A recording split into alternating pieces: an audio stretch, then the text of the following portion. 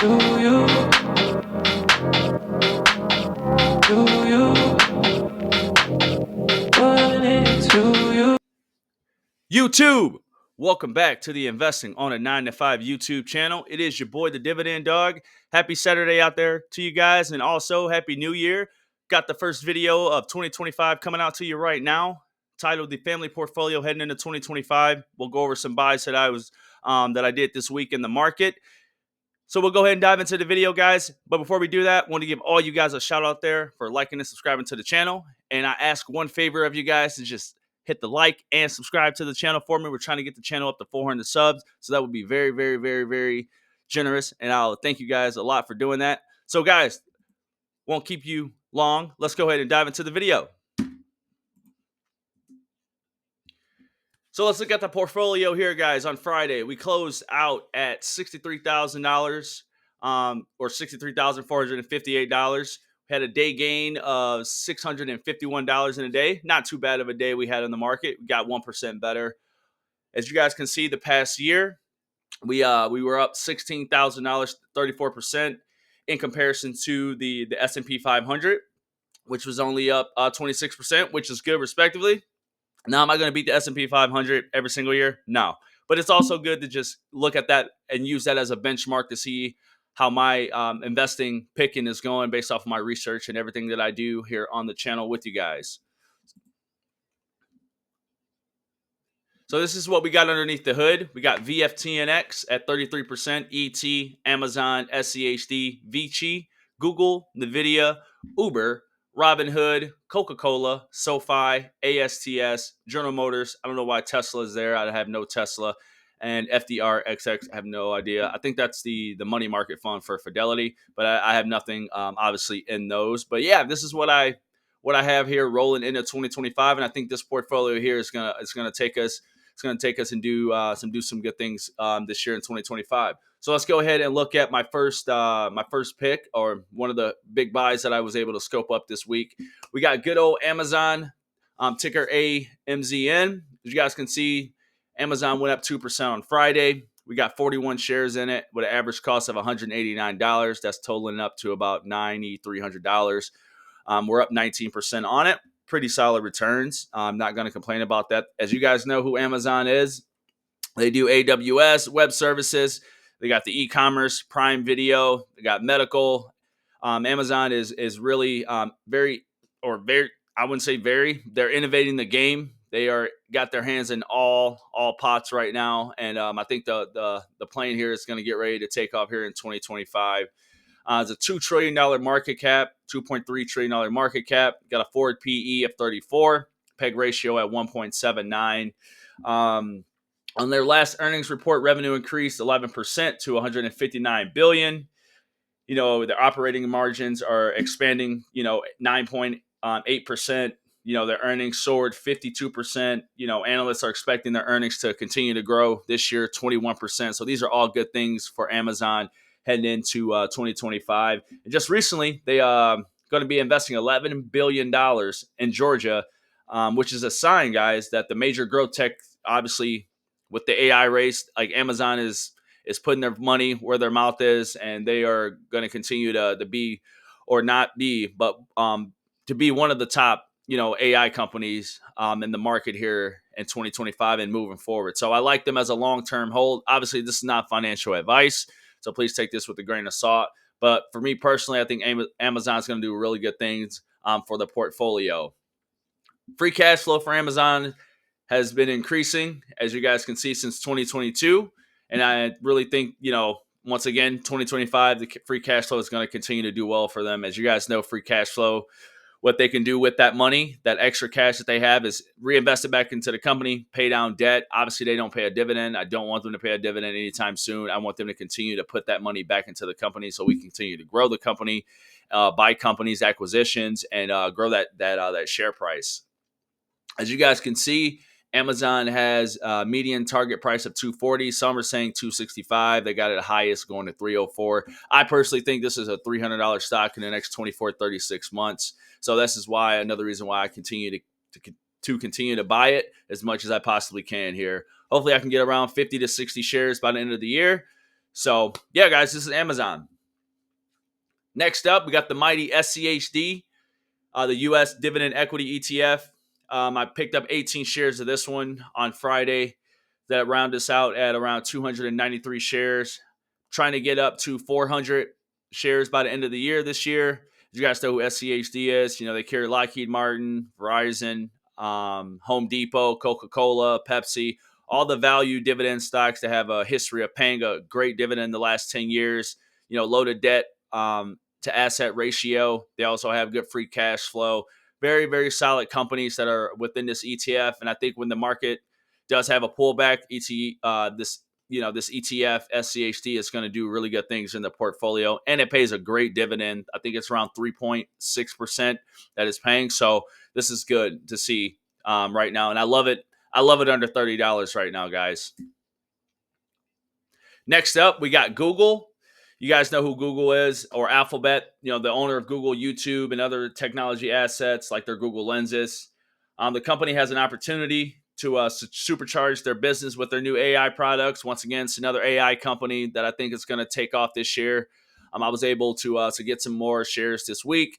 Right now, we got an average cost of $186.12, around $1,500 of value. We're only up 5% on this one, which is nothing to worry about or run home about. But you guys can see the last 3 to 5 years, Google has pumped out some really good returns in comparison to the S&P 500.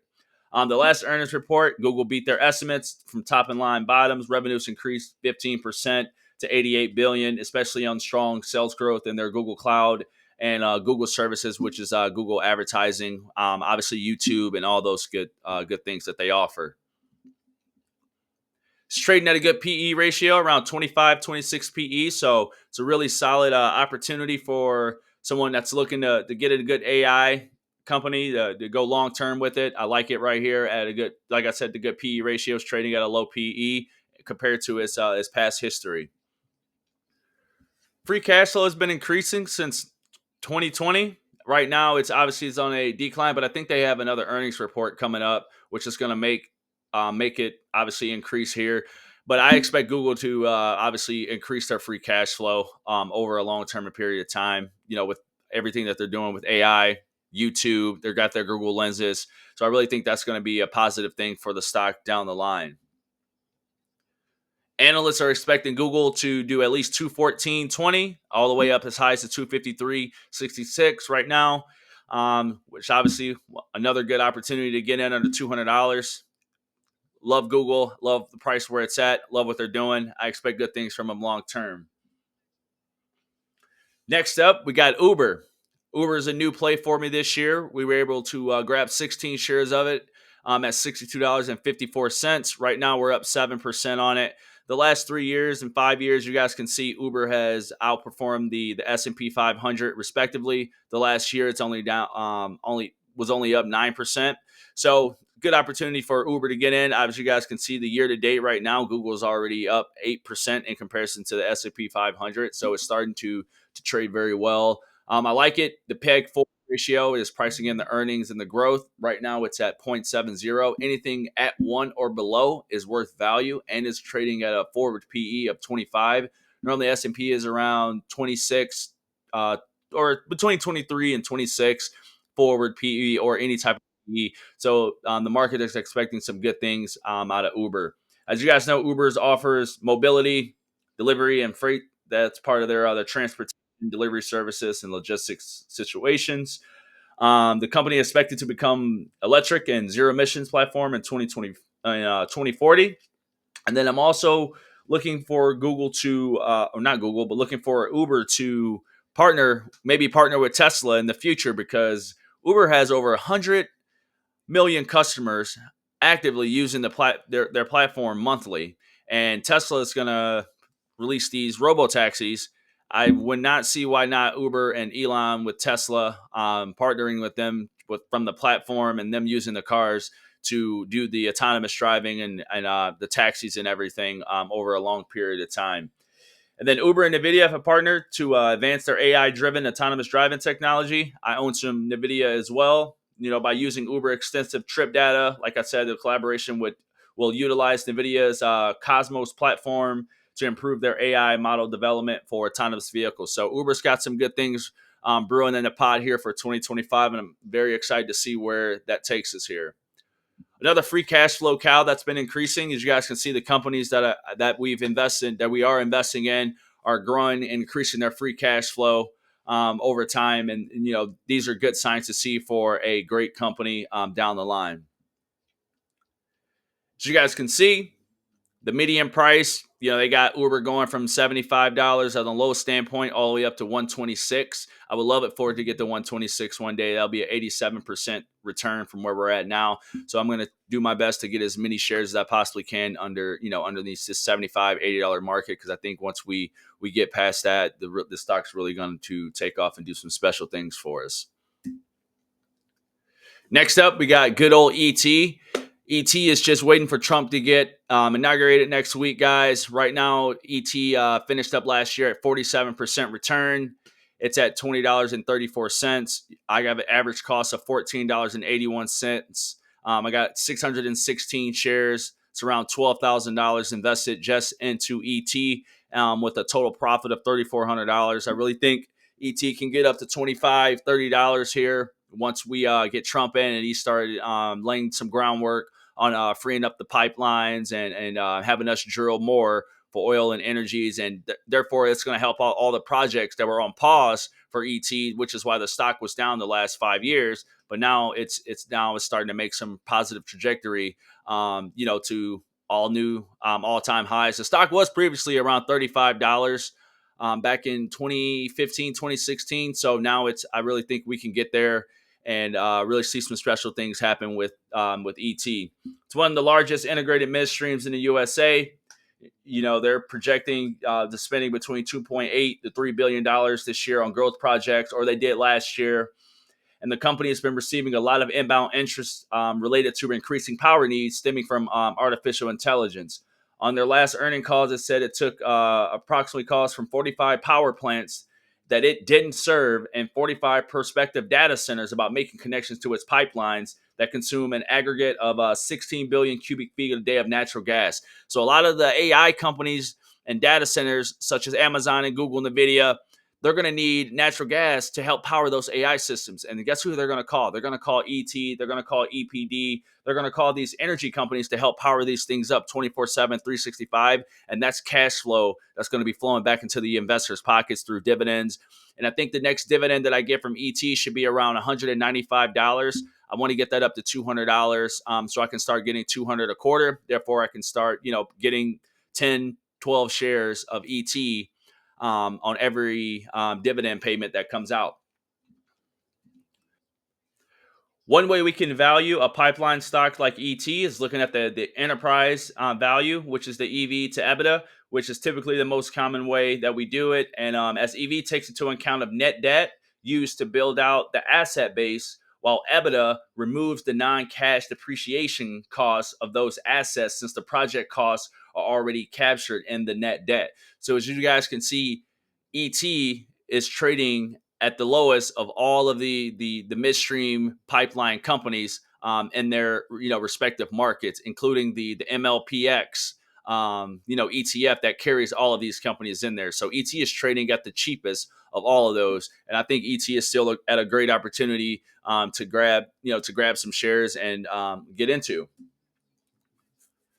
As I mentioned, they're looking for ET to go down to 18. From an analyst standpoint, they're looking at ET to go as high as $25. Will be a 24% return from where we're already at now, and I'm expecting that to do that as well. Maybe go even higher. And if you guys didn't know, Kelsey Warren, the one of the largest stakeholders in the company, and also the CEO of the company, he's also was able to fund Trump's financials while he was, during his campaign to become president. So if you really think about it, if Kelsey Warren scratches Trump's back, what do you think Trump's going to do in return? And if you guys have noticed, all of these companies are donating money to Trump because they are trying to get in his good side. So therefore, he can put laws and things in place so their company can continue to do business. And therefore, when they do business and do more business, more revenue comes in, free cash flow increases, and things of that nature. And obviously that goes into the stock price as well. My last one that I was able to pick up some shares this week was iBet. I was only able to grab 3 shares of it at what $55.23.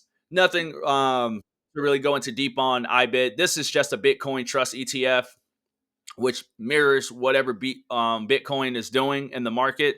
So if you buy this stock and if you don't want to, or if you buy this ETF and don't want to buy Bitcoin and have it on a ledger or a cold wallet, things of that nature, this can be another segue into the crypto side of things, and I really can I see this thing really going up as well. I think it's up 40% or something like that this year. So this is iBit, and like I said, guys, this is only mirroring whatever Bitcoin is doing. If you don't want to buy Bitcoin, I is probably my safest, not financial advice, but the safest bet on getting into the crypto world.